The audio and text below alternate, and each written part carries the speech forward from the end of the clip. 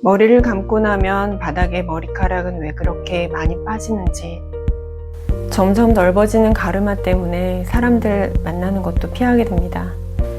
나이 들수록 머리숱 싸움이라는 말도 있죠. 그래서 탈모 샴푸도 쓰고 탈모 관리비로 매달 많은 비용을 쓰는데도 머리숱은 점점 더 빠지는 것 같다면 지금 이 영상 꼭 끝까지 봐주세요. 안녕하세요. 나를 살리는 안녕한 루틴 힐링크입니다. 오늘은 많은 분들이 가장 많은 오해를 하고 있는 탈모 치료의 첫걸음, 약부터 먹자는 위험한 습관에 대해 이야기해 볼게요. 저 역시 이 방법으로 매달 30만 원씩 들이던 탈모 관리, 이제는 완전히 끊을 수 있었습니다. 많은 분들이 탈모가 시작되면 이렇게 생각해요. 무슨 탈모약을 먹지? 샴푸는 뭐가 좋아? 탈모 관리센터 어디로 가야 되지? 저 역시 머리숱이 점점 빠지면서 대형 뷰티 유튜버나 미용실에서 추천하는 샴푸들도 다 써보고 비싼 관리도 받아봤지만 그때뿐이었어요. 그래서 가발까지도 고민을 했었는데요. 가까이서 보면 티가 나서 결국엔 포기했죠. 그런데 충격적인 사실 하나 알려드릴까요? 우리가 겪는 탈모가 꼭 유전이나 노화 때문만은 아니라는 거예요. 지루성 두피염이나 갑상선 질환처럼 탈모는 몸 안의 문제의 신호일 수 있습니다. 이런 경우 아무리 약을 먹고 비싼 관리를 해도 원인이 해결되지 않으면 증상만 잠시 숨길 뿐 부작용까지 생길 수 있어요. 그래서 이제부터 질문을 이렇게 바꿔야 합니다. 왜 머리카락이 빠지는 걸까? 답은 병원에 있습니다. 피부과와 내분비내과 이 두 곳을 먼저 방문해야 합니다. 먼저 피부과에서 지루성 두피염인지 체크를 해봐야 합니다. 33인의 한의사가 쓴 책에 보면 어느 대학생의 사례가 나오는데요. 이 학생은 자신이 유전적인 탈모인 줄 알고 수백만 원을 들여서 모발 이식을 했다고 합니다. 그런데 머리가 계속 빠져서 결국 다시 병원에서 확인해 보니 원인이 지루성 두피염이었던 거죠. 전문의의 정확한 확인 없이 탈모로 단정 짓는 거는 정말 위험합니다. 염증이 심해지면 두피가 함몰되기도 하고 영구 탈모로 이어질 수 있어요.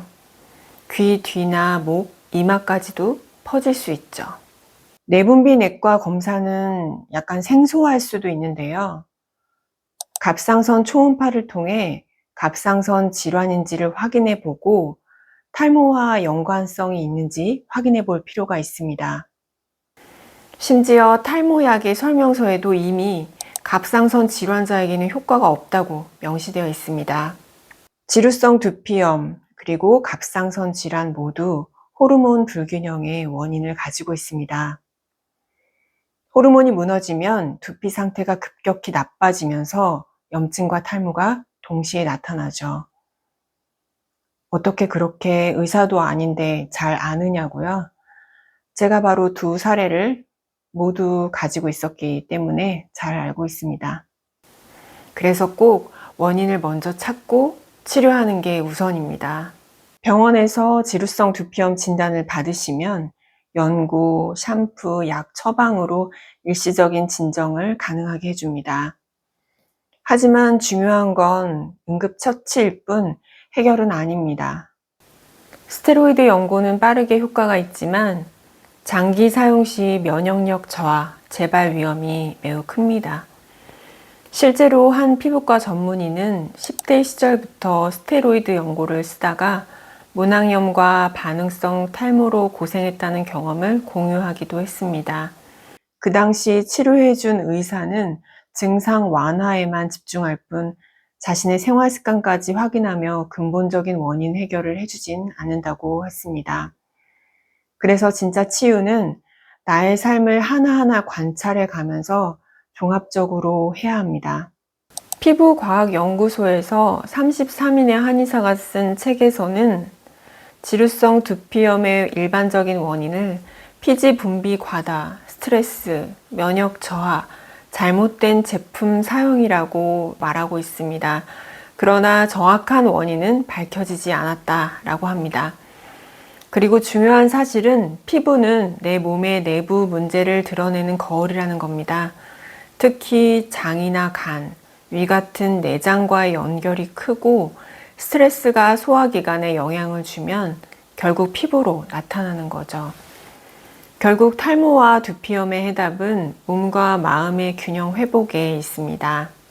여기까지 시청하신 분들은 근본 치유에 대해 관심이 굉장히 많으신 분들일 거예요. 그래서 제가 제 탈모 치유 여정을 잠시 나눠보겠습니다. 제가 대학생 때 엄마가 한 달간 입원하신 적이 있었어요. 그때부터 스트레스를 받기만 하면 머리에 기름이 굉장히 많이 끼고 머리숱이 많이 빠졌어요.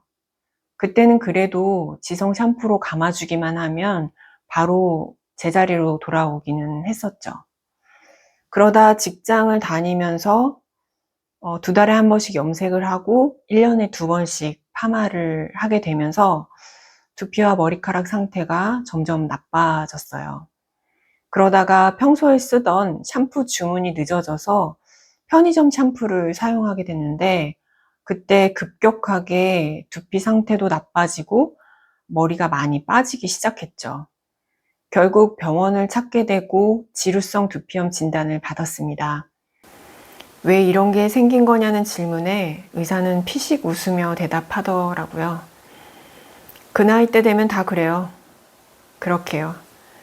지금은 이해가 안 가는데 그때는 제가 제 나이에 되게 부끄럽다고 생각이 들었어요. 그래서 치료 기간은 얼마나 되는지 그렇게 물어보니까 그 질문에 돌아온 대답이 이거 안 나아요. 또 그렇게 되면 오세요. 이렇게 대답하시더라고요. 그래서 그때 결심했어요. 내 몸은 내가 관리하자. 그래서 공부하고 또 여러 가지 테스트도 해보고 루틴을 바꿔나가기 시작했습니다. 병원에서 처방해준 약과 연고를 바르니 효과가 굉장히 빠르게 나타났어요. 당시에는 두피 전체가 다 가려웠었거든요. 그런데 그때마다 연고를 바르면 즉각적으로 머리의 가려움이 해소됐어요. 그런데 그 연고의 설명서에 보면 장기간 사용하지 말라는 글귀가 있습니다. 그래서 지속적으로 쓰기에는 부작용을 무시할 수 없었어요. 그 후로 저는 음식, 수면, 운동, 호흡, 환경 세팅 등을 하나씩 점검해 가면서 개선해 나갔어요. 이런 개선들을 지속하다 보니까 새로운 루틴들이 만들어졌어요. 결과는 어떻게 됐냐고요? 1년 전부터는 두피 관리실을 찾지 않아도 될 만큼 상태가 확연히 좋아졌어요. 물론 약도 연고도 바르지 않습니다. 오늘 영상 정리해 보겠습니다. 탈모나 두피에 문제가 생겼다면 먼저 병원을 방문해 진단을 받아보세요. 피부과에서 두피 상태를, 내분비 내과에서는 갑상선 초음파를 통해 갑상선 질환 여부를 확인하는 것이 중요합니다. 그래야 정확한 원인에 맞는 올바른 치료가 가능하니까요. 진단명을 정확히 아는 것만으로도 마음속 불안이 많이 줄어듭니다. 탈모나 지루성 두피염 관련 영상들을 보면 대부분 약이나 샴푸, 머리 감는 방법에 초점을 두고 있더라고요. 조회수가 높은 의사가 나오는 영상에서도 이 제품 써보고 안 되면 그때 병원에 가보라는 말이 굉장히 흔하게 나오더라고요. 하지만 저처럼 제품이나 방법을 임의로 사용하다 보면 부작용은 물론 시간과 비용을 낭비하고 스트레스만 더 커질 수 있어요. 그래서 저는 왜 병원 진단이 먼저 필요한가에 대한 영상을 가장 먼저 만들게 되었습니다. 하지만 진단과 처방을 받았다고 해서 약물에만 의존해서는 안 됩니다. 처방 약을 몸이 잘 받아들이는 것도 더 이상 약이 필요 없을 만큼 건강해지는 것도 결국 몸과 마음의 균형에서 시작됩니다. 약해진 내 몸과 마음의 속도에 맞춰서 하나씩 건강한 루틴을 만들어가는 과정, 그 자체가 회복이고 치유입니다. 요즘은 자기 개발의 일부로 건강 루틴을 챙기는 사람들이 많아졌다고 해요. 진짜 성장은 건강 없이는 불가능합니다. 진정한 치유는 병원의 정확한 진단과 생활 루틴의 변화로부터 시작되는데요. 계절에 따라 옷을 갈아입듯 변화된 몸과 마음에 맞는 안녕한 루틴을 찾도록 돕겠습니다. 다음 영상에서는 제가 실제로 사용해 본 지루성 두피염 관리 제품, 방법, 식이요법, 스트레스 관리 루틴까지 모두 소개할게요. 궁금한 점은 댓글로 남겨주시고 구독 누르셔서 다음 영상도 편하게 찾아보세요.